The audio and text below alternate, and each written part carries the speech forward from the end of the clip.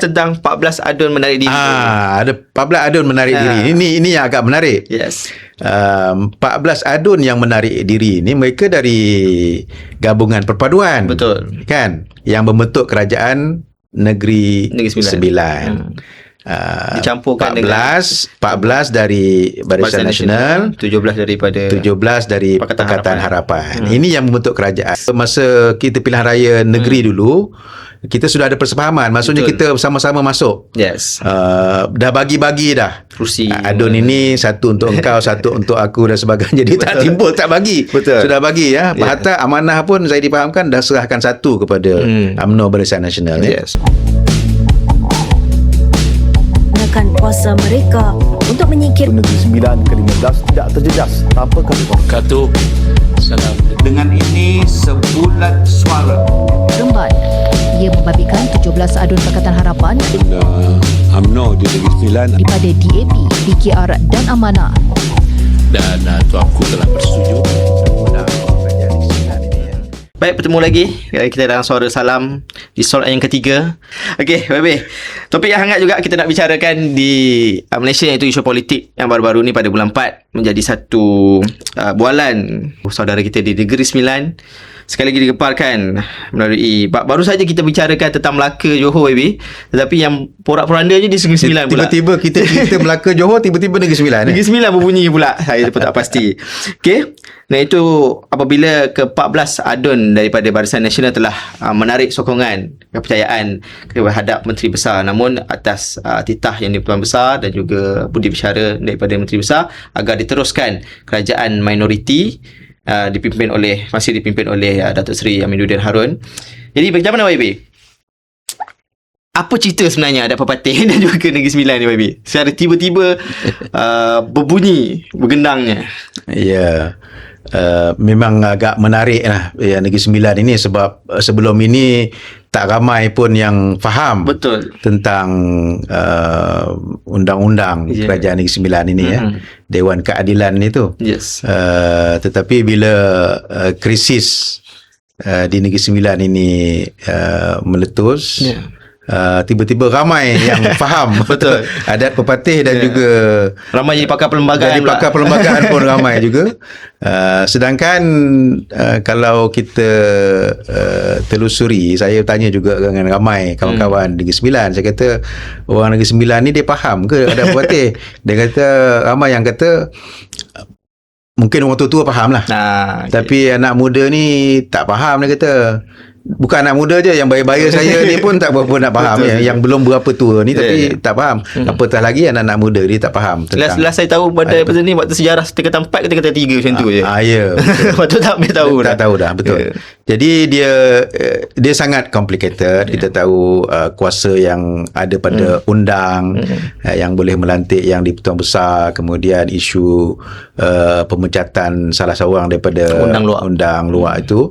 Jadi tapi saya tidak bercadang untuk menjadi pakar dalam perlembagaan. Saya bukan pun. Tak apa, kita ambil ulasan yang jadi ulasan lain. Saya lebih suka mengambil pendekatan dari segi sudut politik.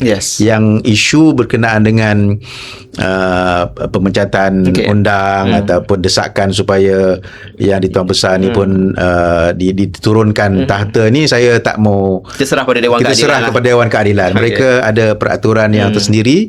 Kita boleh sama-sama baca dan faham setakat yang kita boleh faham lah. Okey. Habis ulas tentang 14 adun menarik diri. Ada 14 adun menarik diri.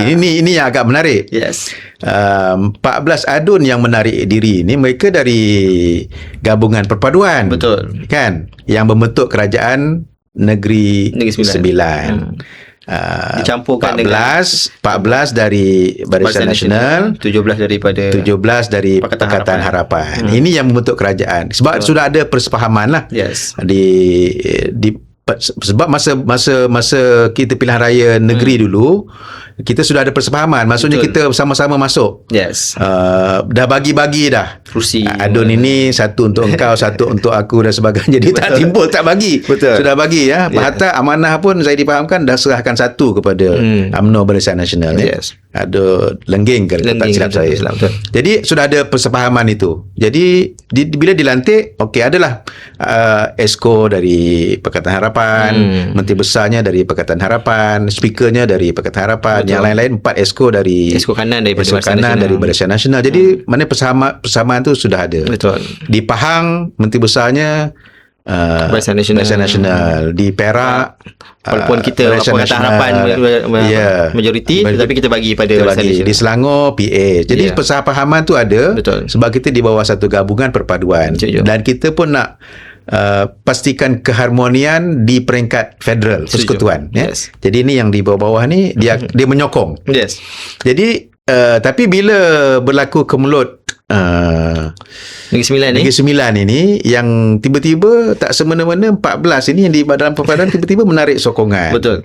kepada Menteri Besar. Menteri Besar yang kononnya di atas sebab nak Melanggar. memelihara kedaulatan adat Yes. Napa Batih itu kan. Jadi bagi saya ni satu yang agak mengecewakan lah. Betul. Sangat mengecewakan sebab perundingan ni boleh dilakukan secara dalaman. Kalau mereka tak boleh selesai Ya. di peringkat dalaman, di peringkat Negeri Sembilan, boleh sahaja minta pandangan dari peringkat federal bagaimana untuk Kita pun menyusun. ada Sekretariat Kerajaan Perpaduan dan Kita pun sebagainya. ada sekretariat perpaduan. Jadi boleh bincang. Tapi kalau sudah tiba-tiba berlaku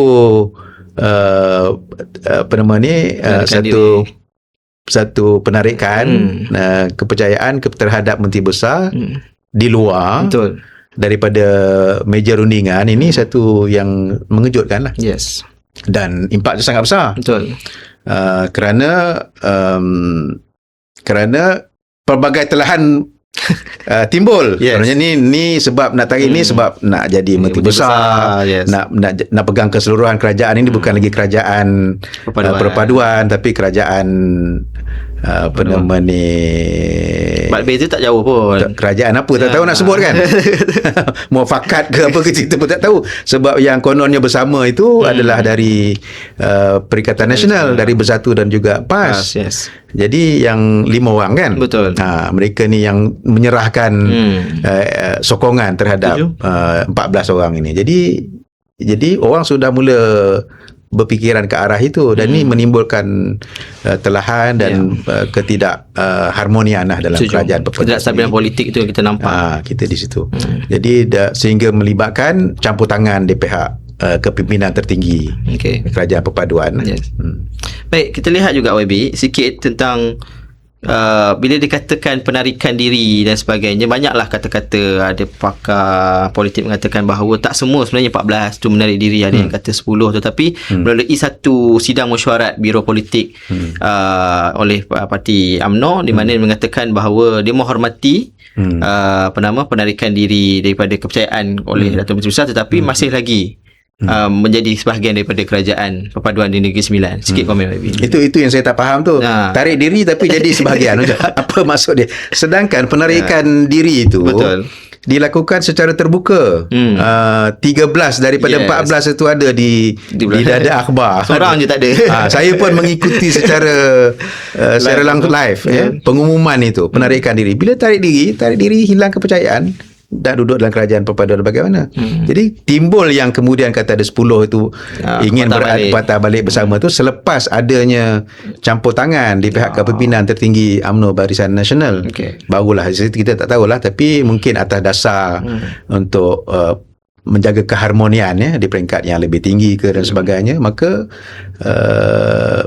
pengumuman baru itu dilakukan untuk bersama. Saya tak pasti apa sebab dia. Mungkin kalau diteruskan juga, betul. Contoh kalau diteruskan juga penarikan diri ini daripada kerajaan, mungkin yang lain-lain pun kena ikut juga ni, ahli majlis, ketua kampung yang pegang jawatan GLC semua pun kena berundur jugalah untuk menghormati yang 14 orang ni. Sebab setakat ni Esko saja dikosongkan pejabat. Dia Esko sebab dia office bearer, dia penjawat, pegawai takbir. Tapi yang lain-lain ini yang bukan Esko, yang lain lantikan. Jadi dia kena sekali lah. Betul. Jadi pada saya mungkin ini antara sebab dia, wallahualam. Kita tak tahu kan. Betul. Jadi untuk menjaga keseluruhan itu supaya kestabilan itu dapat dipulihkan, jadi kata 10 masih lagi 10 tu sebab yang selain daripada 4 exco lah. Ya. Sebab exco ni dia tak boleh nak patah balik sebab dia dah keluar office. Betul. Takkan nak masuk balik. Takkan nak masuk balik kan. Betul. Jadi kita tak tahu apa yang akan berlaku kemudiannya. Dan hari ni kita mendapat pula baru satu lagi adun gemas. Dia pun kata saya tidak bersama dengan yang menarik diri sebelum ni. Dia pun nak menjaga kestabilan. So kita lihat perkara ni dia betul. berubah daripada hari ke hari, tapi yang pentingnya ialah kerajaan itu dapat terus beroperasi. Saya rasa itu sebenarnya pokok yang menyebabkan kenapa perkara ini dia boleh berubah semula, kerana kalau ada hasrat untuk nak menggugurkan menteri besar, perkara itu tidak berlaku kerana yang pertamanya kerana nak menggugurkan menteri besar ni dia dengan SD. Okey. Statutory Declaration. SD ni kena bawa kepada Duli Yang Mulia yang Tuan Besar. Kita tahu lagi yang Tuan ni boleh terima ke tak terima kan. Dia pelik juga. Sedangkan yang Tuan Besar telah titah supaya diteruskan kerajaan ini. Ataupun dibuat dalam sidang, ada undi tak percaya. Tapi mereka yang menangguhkan sidang. Itu masalah dia tu. Sepatutnya, jadi kena tunggu lagi lah. Jadi nak desak pun macam mana, nak desak sekarang ni pun dah tak boleh sebab 10 orang dah nak masuk, nak pertahankan balik. Kemudian yang seorang ni pun kata, yang dari Perikatan Nasional ni pun kata nak bersama-sama pastikan kestabilan. Jadi saya rasa patah balik itu sudah tak ada. Ya, betul. Jadi kerajaan itu kekal sebab dia boleh perintah walaupun tanpa 4 exco. Kalau mengikut Undang-Undang Negeri Sembilan, dia menteri besar dengan 6 exco ni masih boleh mentadbir kerajaan. Sama macam kalau kita ambil situasi sama macam Perlis. Dia ada 4 exco saja yang meneruskan. Tapi Perlis ni pelik pula, tak bersidang pula baru ni. Sebabnya katanya ada ura-ura akan diboikot oleh adun daripada mereka sendiri, Perikatan sendirilah sama-sama dia pun. Itu lagi teruk. Kita sebenarnya bincang pasal itu, kenapa adun tak bersidang. Betul, tiba-tiba Negeri Sembilan. Itu pelik juga bagi kita kata, sebab kita ialah satu bagi saya setakat ni lah satu coalition yang terlalu strong ialah bagi saya di Negeri Sembilan, sebab dia mencapai 2/3 majority. Betul. Sebab 17 campur dengan 14 dah 31, dah 2/3 majority. Tetapi atas sikap mungkin setengah individu ataupun setengah pihak yang merasakan menggunakan adat ini sebagai alasan untuk melanggar, kononnya melanggar prinsip. Tetapi telah diulas sebaiknya oleh Menteri Besar dan juga yang Tuan Besar pun telah menitahkan agar diteruskan.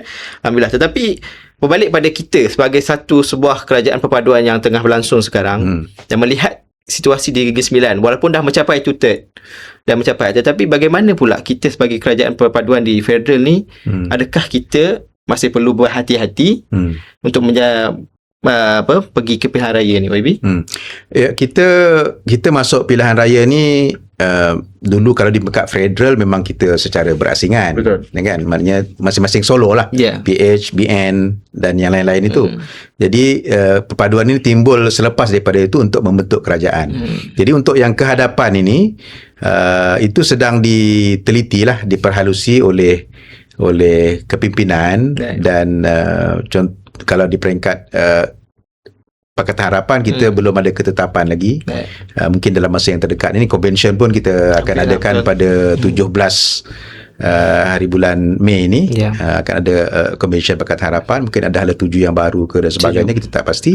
Tapi di peringkat Barisan Nasional sendiri mereka sudah mengatakan mereka akan pergi secara solo.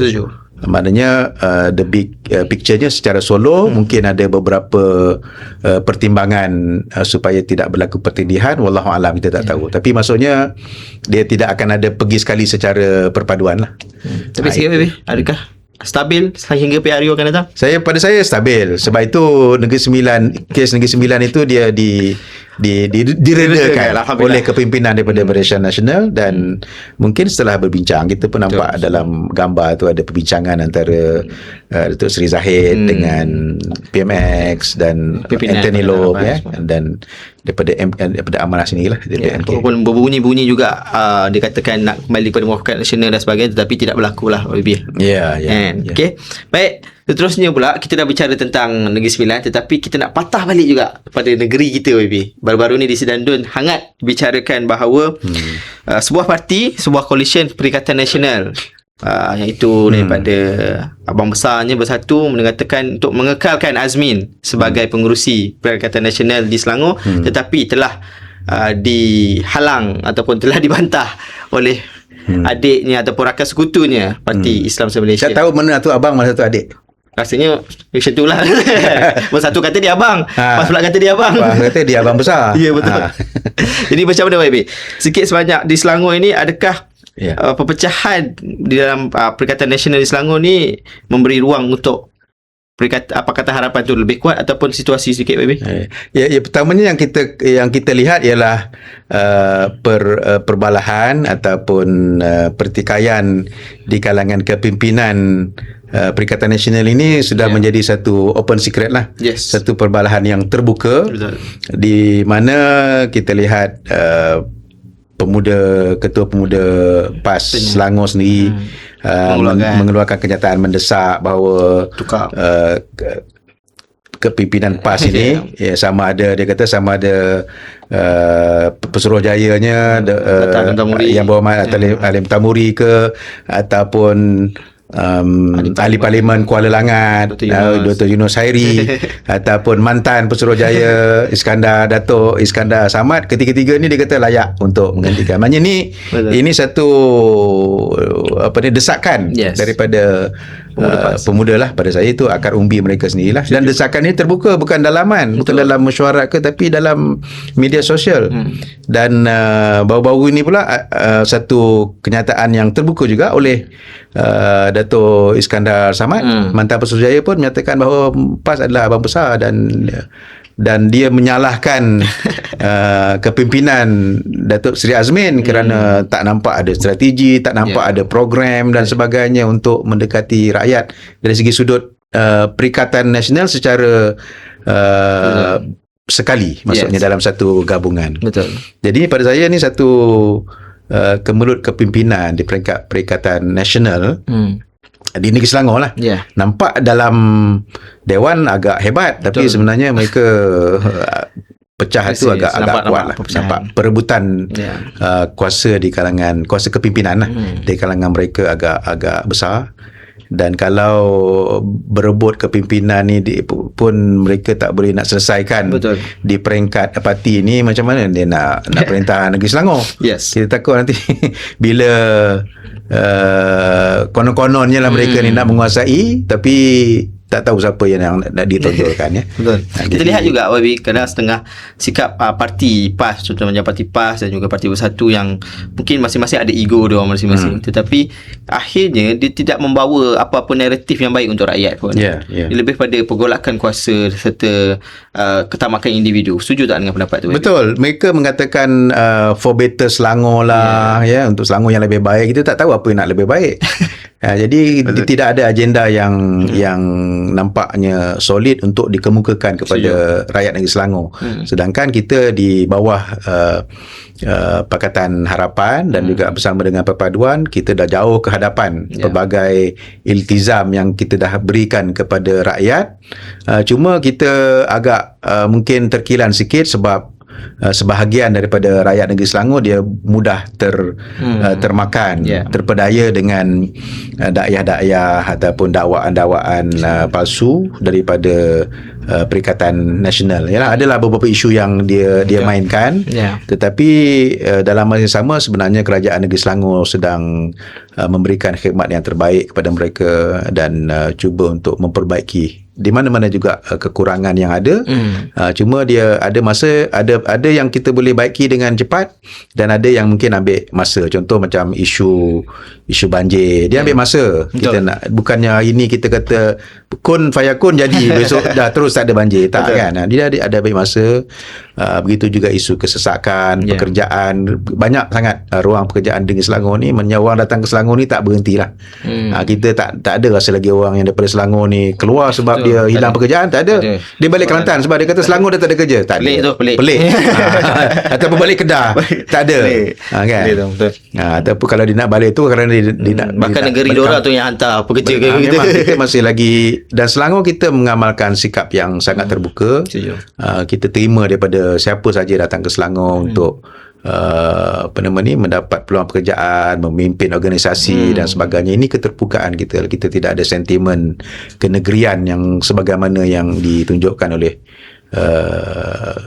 kepimpinan daripada Setuju. pembangkang. Setuju Baby, sikit Baby, sebagai penutup untuk segmen kita yang ketiga ni, adakah pergolakan dalam Perikatan Nasional ni memberi ruang untuk PH sebenarnya memkukuhkan barisan untuk jadi lebih kuat, ataupun kita gunakan ruang ni untuk belasah habisan Perikatan Nasional? Dia ialah sebenarnya bila berlaku pertelingkahan secara terbuka di kalangan mereka, itu memang dia ada advantage pada kita lah, sebab kita tidak ada yang begitu. Kita ada mungkin beberapa sepahaman itu. Kalau ada perbezaan pendapat, kita selesaikan secara dalaman, ya. Okey. Dan jadi ini menunjukkan perbezaan, ya, antara Pakatan Harapan dan juga Perikatan Nasional. Perikatan Nasional. Jadi rakyat harus boleh menilai lah. Dan kalau kita nak pastikan sebuah kerajaan, sebuah organisasi itu berjalan dengan baik, dia tak boleh ada terlalu banyak pertikaian, pertubuhan kuasa ni. Kita tengoklah apa yang jadi pada Bersatu. Dah ada tim A, tim B, tim Muhyiddin, ada tim Hamzah dan sebagainya. Jadi kita tak ada begitu, Jadi alhamdulillah, kalau ada pun satu dua isu yang terpencil itu, tapi dari segi keutuhan kita Masih nampak boleh bergerak masih sikit. boleh bergerak lebih padu lagi. Ya, okay. Harapan sikit YB untuk mendepani pilihan raya negeri ni. Negeri Selangor, kita sebagaimana yang saya sebut tadi, kita telah banyak memberikan bantuan sokongan kepada rakyat negeri Selangor, peluang pekerjaan, bantu tangani kos sara hidup. Betul. Dari segi bantu mereka yang mungkin terpinggir dan perlukan bantuan di kalangan B40 ke ataupun miskin tegar. Banyak bantuan-bantuan yang diberikan oleh negeri Selangor, bukan saja daripada kerajaan pusat, tapi negeri Selangor sendiri banyak mendahului Setuju. negeri lain lah. Dan kita ada sehingga 60 iltizam Setuju. penyayang negeri Selangor. Susah nak hafal 60 tu. Saya pun tak hafal. Yang saya ingat skim usia warga emas, bantuan bingkas, bantuan RM300 setiap bulan, nak masuk sekolah. Jadi Baca raya. baca raya, kemudian air percuma. Setuju. Banyaklah tu. Kesihatannya lagi. Kesihatan, kemudian masuk universiti pun kita Ada. beri RM1,000, Yes. pergi haji dapat RM1,500. So orang kata tak terkira lah banyaknya, beribu-ribu lemon. Betul. Contoh itu iklan dulu, sekarang tak ada dah. tak ada dah. Tapi maksudnya banyak. Tapi kita nak, kalau boleh, biar rakyat Selangor ni boleh menilai dengan Setuju. neraca yang baik, dan kita harap mereka pun tidaklah terpengaruh dengan dakwah-dakwah yang cuba untuk mengaitkan dengan isu-isu perkauman, agama dan sebagainya. Sebab saya lihat semakin hari kita program-program di Masjid Surau makin makmur, makin imarah. Dari segi penyatuan agama pun kita boleh duduk sekali dalam pelbagai perayaan dan sebagainya. Jadi ada isu-isu sikit itu sengaja dibesar-besarkan untuk menimbulkan perasaan benci kepada mereka yang berbeza dari segi sudut politik. Jadi kadang-kadang saya pelik YB bila satu sebagai penutup ialah YB dia membantah isu di Bukit Bintang. Tetapi dia pergi buat live kat tempat tu. Itulah. Dia menggalakkan ke dia menghalang sebenarnya? Tak tahu, tak faham saya. Okey, baik. Alright, itu sikit sebanyak tentang politik berlaku di Negeri Selangor dan juga di Negeri Sembilan, di mana kita telah mengulas sikit sebanyak, dan juga YB pun telah memberi pendapatnya. Okey, supaya kita sebagai anak muda dan sebagai warga Malaysia yang berakal ataupun meminda sihat ni, buatlah pilihan dengan sesuai, serta macam saya cakap tadi, baca dahulu, kaji dahulu, tanya pada mereka yang mahir, bukan sekadar mengikut naratif ataupun sentimen yang berlega-lega di media sosial. Okey, itu saja untuk segmen ketiga. Kita jumpa pada segmen selepas ini berkaitan dengan isu antarabangsa. Itu saja. Salam segmen ketiga.